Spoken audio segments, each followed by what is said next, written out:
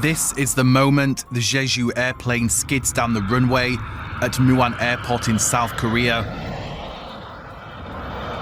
before crashing into a wall and bursting into flames.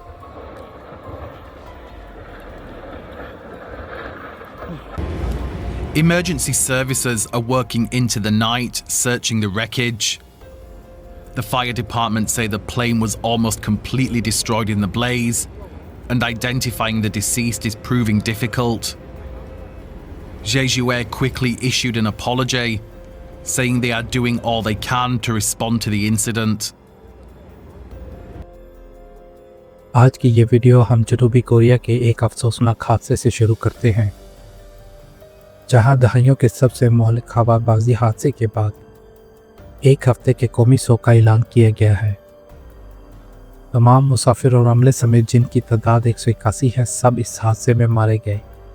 मुसाफिर और अमला Bangkok से आने वाली एयरलाइन की परवाज़ 737-800 इंटरनेशनल के रनवे से फिसलने के नतीजे में हलाक हुए। यह हादसा मुआन इंटरनेशनल एयरपोर्ट पर पेश आया।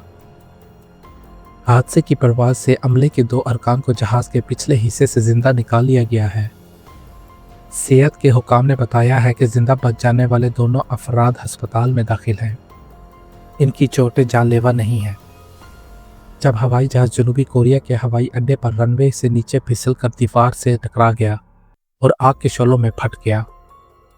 इमरजेंसी सर्विसेज रात तक काम करती रहीं।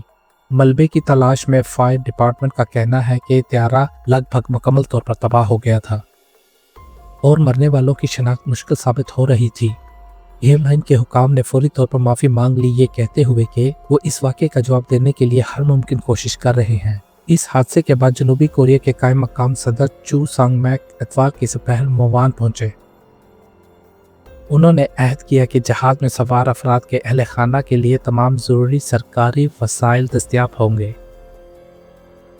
एक सहाफ़ी ने बताया कि त्यारे के हादसे को 13 घंटे गुजर चुके हैं और हुकाम ने त्यारे में सवार 181 अफराद में से तमाम 179 अफराद के हलाक होने की तस्दीक कर दी है, जबकि अमले के 2 अफराद को बचा लिया गया था। हुकाम ने तस्दीक की है कि हादसे में त्यारे के तमाम 175 मुसाफिरों के साथ साथ 4 फ्लाइट स्टाफ समेत 165 अफराद की शिनाख्त हो गई है। अमले के 2 जिंदा बच जाने वाले अरकान में से एक खातून और एक मर्द, जिनकी उम्र 20 साल थी, त्यारे की दुम में से बचा लिया गया था। हुकाम का कहना है कि इन्हें शदीद चोटें आई हैं और इन्हें अब दारुल हुकूमत के अस्पतालों में भेजा गया है। ये सानिया लोगों के दिलों को तोड़ रहा है। इन मुसाफिरों में से बहुत से ऐसे ख़ानदान थे जो क्रिसमस की छुट्टियों पर बाहर गए हुए थे और थाईलैंड में तकरीबन 5 दिन की क्रिसमस की छुट्टियों से वापस लौट रहे थे।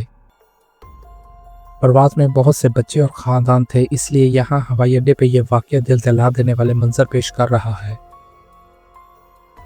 सहाफ़ी ने अमले के बच जाने वाले 2 अरकान के बारे में बताया कि अब अगर हम त्यारे के मलबे को देखें तो सिर्फ जहाज़ का दुम का टुकड़ा बाकी रह गया है, जिसकी शक्ल बरकरार है, और जहाज़ का बाकी हिस्सा एक धमाके में ख़त्म हो गया है। परवाज़ के बिल्कुल आखिर में अमले के ये 2 अरकान थे,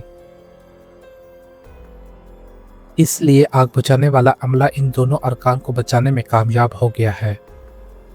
अभी हम सिर्फ इतना जानते हैं, लेकिन हम आने वाले दिनों और हफ्तों में मज़ीद मालूमात हासिल करेंगे।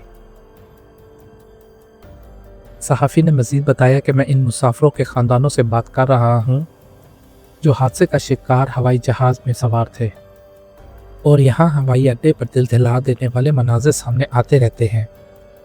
बैनुल अक़वामी अड्डे पर अब ख़ानदान के 100 अफराद से ज़्यादा अफराद अपने प्यारों के बारे में अपडेट्स लेने के लिए यहाँ मीटिंग रूम में जमा हैं। सारा दिन कमरा गमज़दा आवाज़ों से गूंजता रहा। फ़िलहाल लाशों को हादसे की जगह के करीब एक आर्जी मुर्दा खाने में रखा गया है। सहाफ़ी की एक बुजुर्ग जोड़े से बात हुई जो अपने बेटे, बहू और पोते को खो चुके हैं। इस हादसे के नतीजे में एक और खातून जान से चली गईं जब उन्हें यह मालूम हुआ कि त्यारे में सवार उसके 2 बच्चे इस हादसे में जा बहक हो गए हैं। हुकूमती हुक्काम ने कहा है कि हम इन खानदानों की मदद करेंगे जिन्होंने इस हादसे में अपनी जानें गंवाई हैं। وہ ان کے آخری رسومات میں بھی ان کی مدد کریں گے